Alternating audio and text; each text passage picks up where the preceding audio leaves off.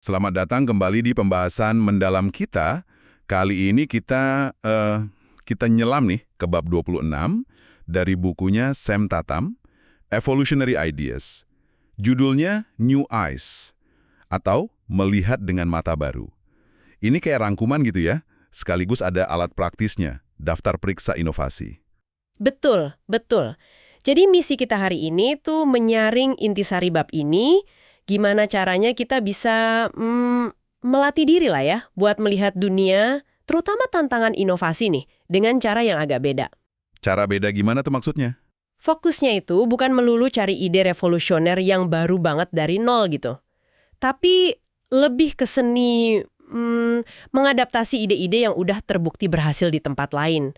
Kayak, ya jalan pintas cerdas gitu buat inovasi. Wah, jalan pintas cerdas. Menarik tuh istilahnya. Di awal bab kan Tatam nyebut soal fenomena Baader-Meinhof. Tahu kan? Kayak kita baru mikirin mobil VW kodok klasik tahun 60-an. Iya. Terus tiba-tiba jadi sering banget lihat mobil itu di jalan gitu kan. Nah, persis. Iya, itu namanya ilusi frekuensi. Nah, Tatam pakai ini sebagai analogi.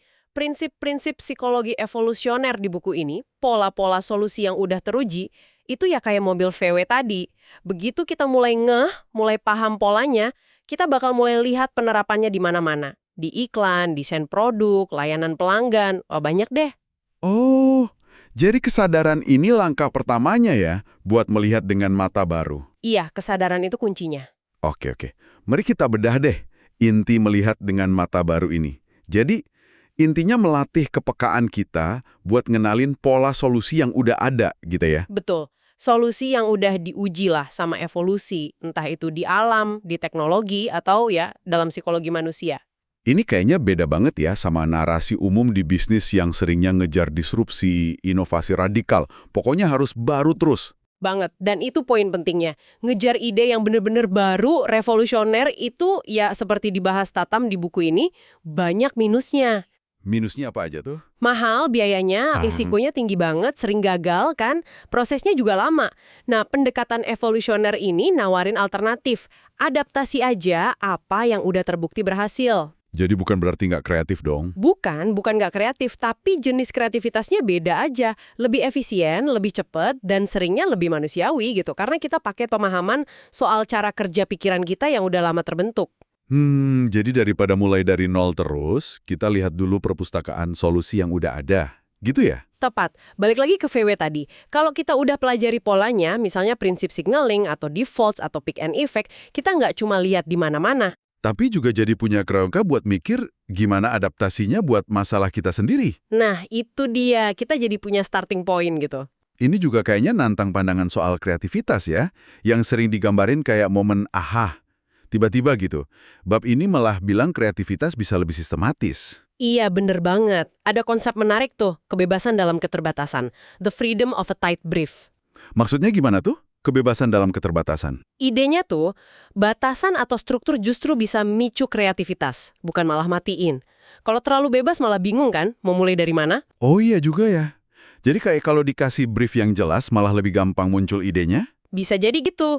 Kerangka kerja yang jelas, kayak daftar periksa atau pertanyaan yang fokus, itu bisa ngarahin energi kreatif kita. Jadi nggak cuma nunggu ilham aja, tapi bisa pakai metode gitu ya? Kurang lebih gitu. Klasifikasi solusi psikologis evolusioner di buku ini ya berfungsi sebagai struktur atau kerangka itu. Bantu kita keluar dari cara mikir biasa. Mirip lah sama metode inovasi lain kayak biomimikri. Oh, yang ambil inspirasi dari alam itu ya? Iya. Atau TRIZ yang analisis pola dari jutaan paten teknologi. Semuanya kan intinya cari pola solusi yang udah ada. Oke. Jadi intinya sama ya? Cari pola solusi yang udah ada terus diadaptasi. Bukan buat ditiru plek. Nah, itu dia. Tujuannya bukan solusi instan atau jiplak mentah-mentah, tapi buat perluas pencarian solusi kita sambil fokus ke area yang kemungkinan berhasilnya gede. Kayak mancing di kolam yang banyak ikannya lah. Suka saya metaforanya. Nah, ngomong-ngomong soal adaptasi, di bab 26 ini ada analogi kulkas yang menarik nih. Bisa dijelasin dikit nggak? Oh iya, analogi kulkas. Gini, bayangin kita produsen kulkas global. Ada dua cara nih. Cara pertama, bikin satu pabrik raksasa, produksi semua kulkas standar di situ, terus kirim ke seluruh dunia.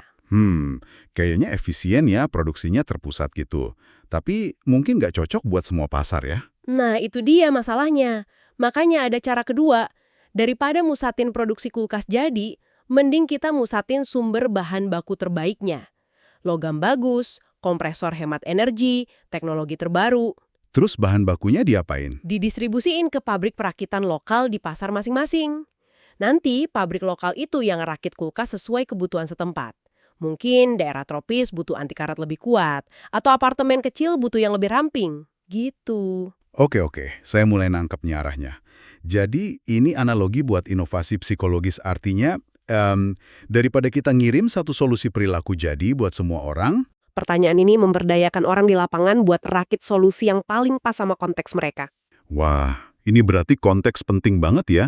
Solusi yang sama belum tentu jalan di tempat lain. Penting banget, konteks itu kayak habitatnya ide.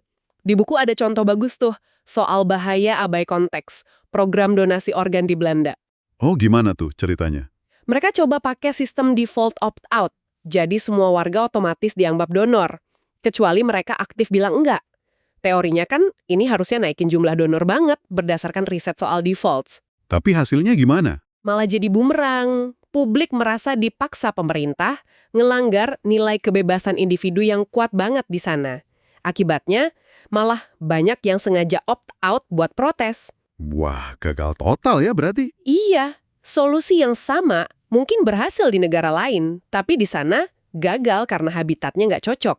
Pelajaran penting, adaptasi konteks itu krusial, nggak bisa asal copy-paste. Poin bagus banget. Nah, ini nyambung ke alat praktisnya. Daftar periksa inovasi. Gimana daftar ini bantu kita menerapkan adaptasi yang kontekstual tadi? Daftar periksa ini kayak kontekan lah ya, buat nerapin ide evolusioner secara sistematis. Intinya, Tatam identifikasi 5 kontradiksi psikologis dasar yang sering jadi inti masalah bisnis atau perubahan perilaku. 5 kontradiksi. Apa aja tuh? Boleh dibahas satu-satu? Boleh. Pertama, gimana cara memperkuat kepercayaan tanpa harus ngubah fakta? Ini penting di marketing branding kepemimpinan. Oke, masuk akal.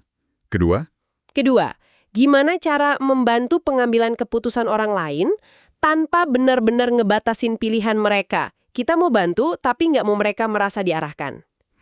iya. Relevan banget di desain produk atau UX, UI, UX ya. Ketiga, gimana cara memicu tindakan tanpa maksa atau ngasih insentif berlebihan? Gimana dorong orang mulai olahraga, nabung, coba produk baru, tapi sukarela? Oke. Keempat, Keempat, gimana cara meningkatkan loyalitas tanpa harus terus-terusan nambah bonus materi? Gimana bangun hubungan yang lebih dalam? dan yang kelima, terakhir, Kelima, gimana cara meningkatkan pengalaman tanpa ngubah durasinya? Gimana bikin pengalaman terasa lebih baik, lebih berkesan, padahal waktunya sama aja? wah, 5 ini kayaknya kena banget ya di banyak masalah. Terus, daftar periksanya bantu gimana? Isinya daftar solusi gitu? Bukan daftar solusi langsung, tapi daftar pertanyaan pemicu buat tiap kontradiksi itu. Kekuatannya di pertanyaannya. Pertanyaan ini memaksa kita lihat masalah kita lewat lensa pola psikologis yang udah terbukti efektif. Coba kasih contoh dong pertanyaan pemicunya. Misalnya buat memperkuat kepercayaan. Oke, buat memperkuat kepercayaan, pertanyaannya bisa jadi, gimana caranya kita buka pintu biar orang bisa lihat proses di balik layar? Ini kan soal transparansi. Ah, iya. Kalau orang lihat prosesnya, jadi lebih percaya gitu ya? Betul. Atau pertanyaan lain, gimana kita bisa nunjukin biaya atau usaha yang kita lakuin? Ini nyentuh prinsip signaling, nunjukin komitmen lewat usaha. Oke. Kalau buat membantu keputusan? Pertanyaannya bisa, gimana kita pecah tugas kompleks jadi langkah kecil? Ini prinsip chunking. Atau gimana kita sorot pilihan paling populer? Ini pakai social proof. Atau bisa nggak kita set default yang bijak? Balik lagi ke defaults. Kalau meningkatkan pengalaman? Contohnya, gimana kita bisa ciptain puncak emosi positif dan akhir yang bagus? Ini langsung ke peak and effect. Atau gimana kita ganggu ekspektasi dengan cara yang menyenangkan? Ini soal bikin momen delight. Pertanyaan ini kayak center lah, ngarahin ke perpustakaan solusi psikologis. Jadi, daftar periksa ini bukan resep ya, tapi lebih kayak kompas buat cari inspirasi solusi. Analogi bagus tuh. Tujuannya bukan niru mentah-mentah, itu bahaya kan karena abai konteks. Tujuannya pakai pertanyaan ini buat mengadaptasi ide-ide yang udah teruji. Adaptasi ya kuncinya. Ya, prosesnya konvergen, ngarah ke pola yang udah ada, tapi juga terarah ke konteks spesifik kita. Ini soal peminjaman cerdas, bukan penjiplakan buta. Peminjaman cerdas. Suka saya istilahnya. Proses adaptasi ini mirip evolusi konvergen di alam katanya ya. Betul. Kayak sirip lumba-lumba sama sirip hiu. Bentuk dasarnya mirip, fungsinya sama buat berenang efisien, padahal asal-usulnya beda jauh. Mereka nemu solusi serupa buat tantangan lingkungan yang sama. Nah, kita coba lakukan evolusi konvergen secara sengaja dalam inovasi. Wah, ini benar-benar ngubah cara pandang soal inovasi ya. Jadi kesimpulan praktisnya, kita harus mulai pakai pola pikir evolusioner ini kalau hadapi masalah. Tepat sekali, ada pergeseran mendasar di pertanyaan pertama yang kita ajukan. Jangan refleks tanya, oke, ide baru apa nih buat nyelesain ini? Terus tanyanya gimana dong? Coba mulai dengan masalah mirip kayak gini pernah diselesain gimana ya sebelumnya? Sama kita, sama orang lain, atau bahkan di industri lain? Atau alam ngatasin tantangan serupa gimana ya? Atau prinsip psikologis apa yang relevan dan gimana itu pernah diterapin efektif di tempat lain? Manfaatnya apa aja tuh kalau kita pakai cara pikir gini? Lebih cepat, lebih efisien gitu ya. Betul. Bisa lebih cepat karena nggak mulai dari nol. Lebih efisien karena ngurangin resiko gagal besar. Kita bertaruh pada pola yang udah terbukti. Dan yang penting juga, lebih manusiawi. Sangat. Karena ini kan dasarnya pakai pemahaman sifat manusia. Solusinya cenderung lebih intuitif, lebih gampang diadopsi karena sejalan sama program psikologis kita. Kita kerja bareng arus sifat manusia, bukan ngelawan. Oke. Jadi, kalau kita rangkum nih dari bab 26, New Eyes, inovasi itu nggak harus selalu bikin sesuatu yang baru dari nol. Ada cara lebih cerdas, lebih cepat, lebih manusiawi. Sadar, cari, pahami, dan adaptasi solusi yang udah lulus uji evolusi. Dan kuncinya itu pendekatan sistematis. Kerangka pikir evolusioner plus alat kayak daftar periksa inovasi dengan pertanyaan pemicunya bantu kita melakukan peminjaman cerdas itu. Benar-benar soal melatih diri melihat dengan mata baru. Begitu kita mulai lihat polanya, kita nggak cuma fokus ke masalahnya aja ya, tapi juga mulai ngenalin benih solusi di mana-mana. Wah, ini perspektif yang memberdayakan banget sih. Nah, sebagai penutup nih, mungkin ada satu pemikiran buat direnungkan. Gimana kalau tindakan paling inovatif itu seringkali bukan nyiptain sesuatu yang baru banget, Terus apa dong? tapi kemampuan buat ngenalin potensi dalam sesuatu yang udah ada, ide lama, prinsip dasar, solusi dari konteks lain, terus secara cerdas nerapinya di konteks baru kita. Pertanyaan bagus tuh. Jangan-jangan banyak ya masalah yang udah terpecahkan di sekitar kita, tinggal nunggu dikenali dan diadaptasi buat tantangan kita berikutnya. Ini benar-benar ngubah cara pandang sih. Sesuatu untuk direnungkan bersama lah. Terima kasih banyak nih udah berbagi wawasan keren dari bab ini. Dan terima kasih Anda sudah bergabung dalam eksplorasi kita kali ini. Sampai jumpa di pembahasan berikutnya ya.